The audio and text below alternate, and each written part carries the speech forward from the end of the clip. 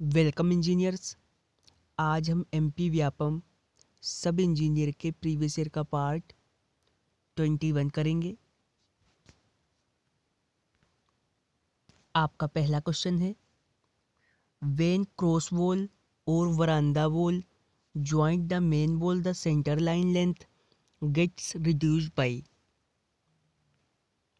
इस प्रश्न में आपसे पूछा गया है, जब आपकी क्रॉस वॉल या बरामदा की दीवार जो होती है वो आपकी मेन वॉल से जो है ज्वाइंट होती है, तब आपके सेंटर लाइन की जो लंबाई होती है वो कम हो जाती है। ऑप्शन नंबर सी जो है आपका बिल्कुल राइट रहेगा, half breath of each section. Next question है, while submitting a tender the contractor is required to deposit some amount with the department as a guarantee of the tender known as।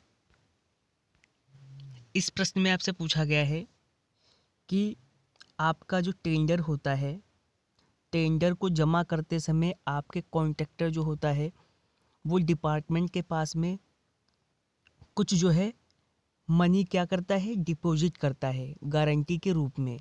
तो वो जो भी पैसे होते हैं, amount, वो amount जो है वो क्या कहलाता है?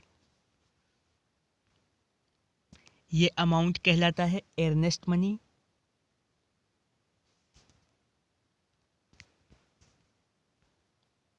नेक्स्ट क्वेश्चन है, resistance of a action of moving load rubbing is known as. इस प्रश्न में आपसे पूछा गया है कि एक आपका मूविंग लोड की जो भी एक्शन होता है उसके रबिंग का जो रेजिस्टेंस होता है वो क्या कहलाता है? एब्रेशन, टफनेस, डक्टिलिटी या फिर ब्रिटलनेस। ये कहलाता है आपका एब्रेशन। ऑप्शन नंबर ए जो है आपका बिल्कुल राइट रहेगा। नेक्स्ट क्वेश्चन है, for a comfortable travel on highways the centrifugal ratio should not exceed. इस प्रश्न में आपसे पूछा गया है कि आपके हाईवे पर कंफर्टेबल ट्रेवल के लिए जो है आपका सेंट्रीफ्यूगल रेशियो जो होता है वो किससे अधिक नहीं होना चाहिए। आपको ऑप्शंस दे रखे हैं 0.1, 0.2, 0.25 या फिर 0.15। तो आपका सेंट्रीफ्यूगल रेशियो कितना होना चाहिए? वो होना चाहिए 0.25। ऑप्शन नंबर सी जो है आपका बिल्कुल राइट रहेगा। नेक्स्ट क्वेश्चन है, given figure represent which type of joint. आपको एक नीचे फिगर दे रखा है और आपसे पूछा गया है कि ये किस टाइप का ज्वाइंट है।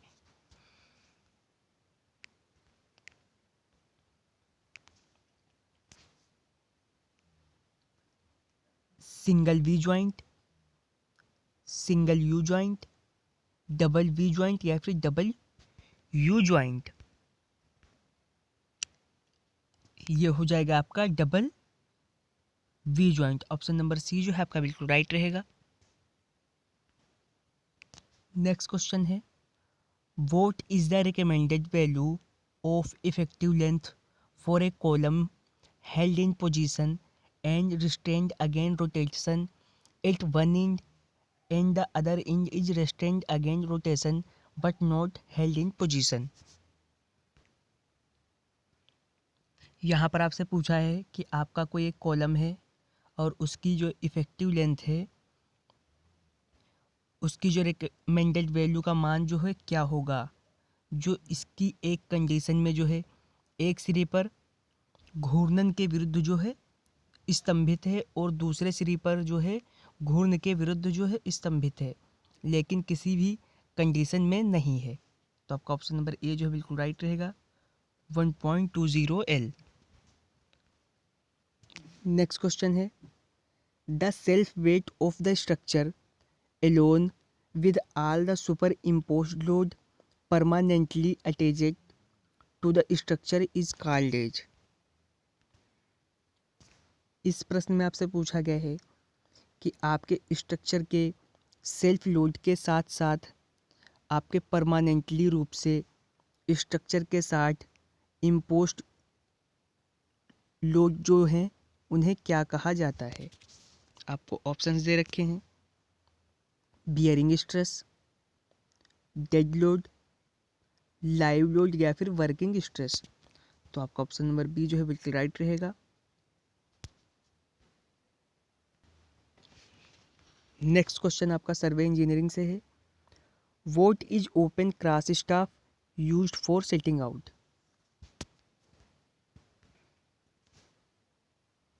सेटिंग आउट करने के लिए उपयोग किए जाने वाला आपका जो ओपन क्रॉस स्टाफ है वो क्या है? लॉन्ग ऑफसेट है, शॉर्ट ऑफसेट है, ऑब्लिक ऑफसेट है या फिर नन ऑफ दीज? तो आपका ऑप्शन नंबर ए जो है वो बिल्कुल राइट रहेगा, ये आपका लॉन्ग ऑफसेट है। नेक्स्ट क्वेश्चन है, the horizontal angle between the true meridian and magnetic meridian is called. तो यहाँ पर आपसे पूछा गया है कि आपके true meridian and magnetic meridian के बीच जो हॉरिजॉन्टल एंगल बनता है वो क्या कहलाता है? ट्रू डेक्लिनेशन, मैग्नेटिक डेक्लिनेशन या एगोनिक लाइन या फिर आइसोगोनिक लाइन? तो ये कहलाता है आपका magnetic declination. Option number B जो है वह बिल्कुल राइट रहेगा। नेक्स्ट क्वेश्चन है, differential leveling is also known as. तो जो आपकी डिफरेंशियल लेवलिंग होती है उसे और क्या कहते हैं? Simple leveling, contour leveling, compound leveling या फिर फ्लाई लेवलिंग? तो जो आपकी डिफरेंशियल लेवलिंग होती है उसे कंपाउंड लेवलिंग भी कहते हैं। ऑप्शन नंबर सी जो है वो बिल्कुल आपका राइट आंसर रहेगा। नेक्स्ट क्वेश्चन है, एक स्लोप के टॉप पर झुके सतह स्लोप्ड सरफेस के फिनिशिंग द्वारा निर्मित कोण बनाए गए एंगल के टॉप को जो है किस रूप में परिभाषित किया गया है? तो आपका ऑप्शन नंबर बी जो है बिल्कुल राइट रहेगा, रिज के रूप में। नेक्स्ट क्वेश्चन है, dash some time become septic due to overloading और अनफेवरेबल क्लाउडी सीजन। इस क्वेश्चन में आपसे पूछा गया है अधिक भार या आपके अनफेवरेबल क्लाउडी सीजन में कुछ समय के लिए जो है सेप्टिक टैंक जो है क्या हो जाता है? विषाक्त हो जाता है।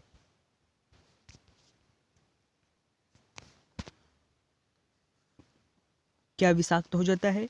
रिफ्यूज, सीवेज, स्लज या फिर ऑक्सीडेशन पाउंड? तो आपका ऑप्शन नंबर डी जो है ये राइट रहेगा। नेक्स्ट क्वेश्चन है, what is the septic tank area for every 10 peoples? तो हर 10 लोगों के लिए जो है सेप्टिक टैंक का जो है एरिया पूछा गया है कि क्या होगा? आपका ऑप्शन नंबर ए जो है बिल्कुल राइट रहेगा, 0.82 मीटर स्क्वायर। और जो आपका सेप्टिक टैंक होता है उसकी न्यूनतम चौड़ाई जो रहती है वो 75 सेंटीमीटर और पानी के लेवल के नीचे की गहराई जो रहेगी डेप्थ वो रहेगी 1 मीटर। आज हमने एमपी व्यापम सब इंजीनियरिंग के प्रीवियस ईयर का पार्ट जो है 21 कंप्लीट कर लिया है। अगर आपको वीडियो पसंद आई हो तो वीडियो को लाइक करें, वीडियो को शेयर करें और हमारे वीडियो का सबसे पहले नोटिफिकेशन पाने के लिए चैनल को सब्सक्राइब करें।